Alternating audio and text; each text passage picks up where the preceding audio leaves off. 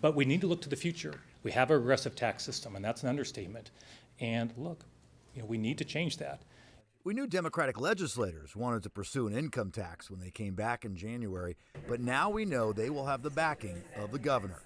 Ferguson said only those who earn more than $1 million a year would pay it, about half a percentage point of Washingtonians, he says. It would have to generate funding for the state's low-income tax credit program.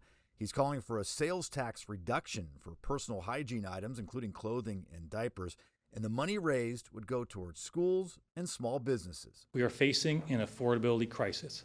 It is time to change our state's outdated, upside-down tax system to serve the needs of Washingtonians today. To make our tax system more fair, millionaires should contribute more towards our shared prosperity. We don't have a revenue problem. We have historic revenue in the state of Washington. What we have is a spending problem. Republicans are ready for a fight. The top Republican budget writer in the House says an income tax is not needed or legal. It is solely unconstitutional, and the voters of Washington state, including myself, have said multiple times over and over and over again that they do not want income taxes in this state.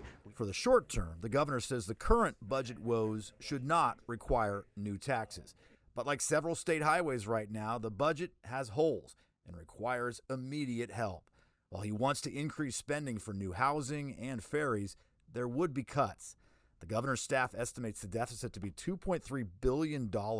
Instead of raising taxes, Ferguson is proposing taking $1 billion from the state's emergency savings account, the so-called rainy day fund, coming up with $500 million by transferring dollars from other funds, including the Climate Commitment Act, and the elimination of some tax breaks.